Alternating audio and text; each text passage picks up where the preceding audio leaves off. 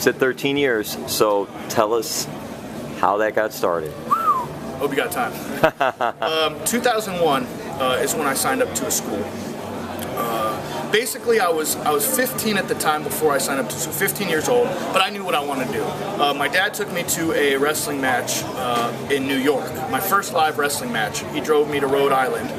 We were in Manhattan visiting my grandmother at the time, and WWE came to town, and I think it was The Rock and like Stone Cold in the main event. I'm not like everybody else that when they were a little kid they started watching it. I didn't get into it till I was about 12, 13.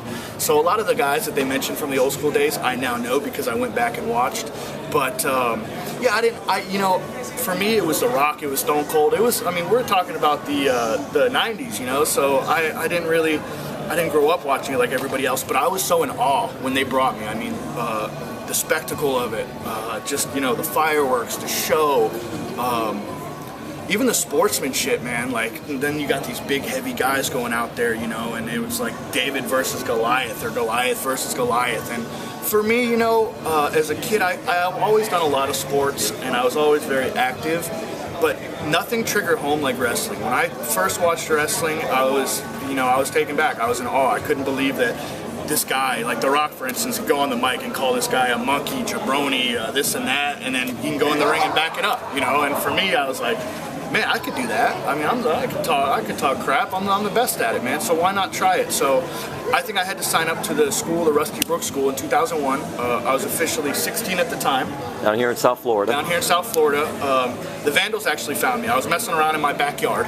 And they're like, dude, what are you doing? Come sign up to a school. So my mother took me to the school, signed me up with parental consent, of course, because I was so young. I was just the bump dummy. Basically, I was a crash dummy. For those of you that don't know what bump means, it means fall. I was a crash dummy for a year. I'm 16 years old in high school. Nobody thought that I was going to make it past the first day of practice.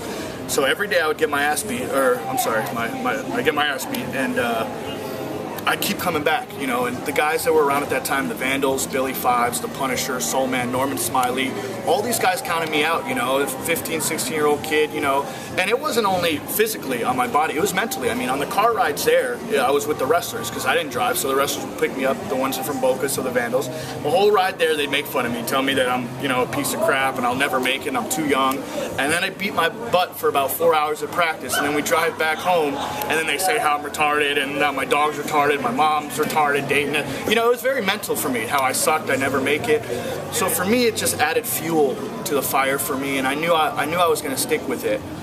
And they tell you, you know, when you break in that no matter how hard you work, you might never get a look from the WWE, you might never get a call, but if you do, it'd be a minimum of 8 to 12 years, I think Rusty told me. You know, so for me being 16 years old to hear that, man, I got to get beat up like this for 12 years before I would even get a call and consider it and still do it, I think made me stand out as not only a tough kid, but as a tough student. I think I was one of my class was me, 120-pound 16-year-old, and then Ryan O'Reilly, who's now in WWE NXT as Connor, who was at the time 6'4", 300 pounds, and everybody in my class was 300 pounds. So I was the smallest guy, I was the youngest guy, I got killed, I was disrespected, you know, they ribbed me a lot, which means joke. They played a lot of jokes on me as a kid. You know, and I just kept coming back, man, and they realized, man, this kid really loves the business, you know. And Bruce Owens is a referee. He's been a referee. He's known me since I was 16. He's ref my matches. He thought the same thing, you know. He said, what is this kid doing in the locker room? You know, he's 16. He was telling me the story yesterday. He's like, this kid's 16 years old. He looks 110 pounds. You know, what's he doing?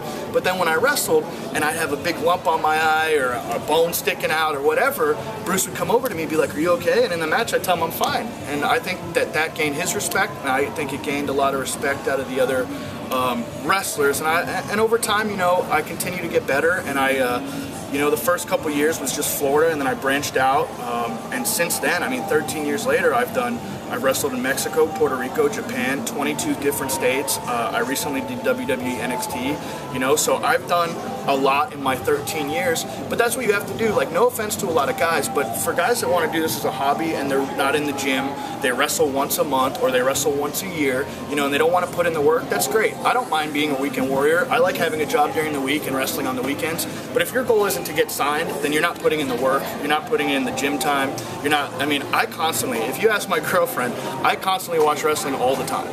all the time. And I think it bothers her a little bit and other people, but what they don't understand is I don't watch it as a fan. I mean, I do, because I was a fan growing up, and that's what made me want to get into wrestling, but I don't watch it as a fan. I watch it to, what do these guys that are the top guys in WWE, what do they do differently than what I do? Like, why are they signed and not me? So what can I take from them and be signed, or what move do I need to work on? Or, oh, this guy grabs the leg on the cover. Maybe I should start grabbing the leg to make myself better. I take bits and pieces, man. I think I'm my hardest critic. I will watch my matches over and over and over again, and you know, I'm honestly, I'm my toughest critic, you know. People can say, man, that was match of the year. You were awesome in that match. And I'll say, yeah, man, but, you know, we should have sold more on here, or maybe I should have did something differently here, or maybe I should have worked the hard camera here. So I'm always, you know, criticizing myself and how I can get better, but I think that's what you need to do as a wrestler. You want to be the best. You want to think you're the best. You want to compete with guys that are better than you, that are going to make you better, or guys that you can make better. Just, you know, to put on a good show, and hopefully, you know, one day, everybody has a different dream. You know, some people's dream is make a living wrestling. I mean, I think it's a bunch of BS if they tell you their dream was never to make it to WWE, just to wrestle, because I've never met somebody that just wanted to wrestle and not make it further. So you meet people like that, you know, but my dream was always the WWE, you know. As a kid, you know, that was the grand stage of them all, and of course it was, you know, headline a WrestleMania would be the dream that I wanted. But at the same time, you know, things have been going really well over the past couple years, and I'm enjoying my spot, you know, that are given to me, and I'm just going to keep working hard, working in the gym, and keep wrestling on these shows and be active, you know, and hopefully, you know, just keep going further up on the ladder.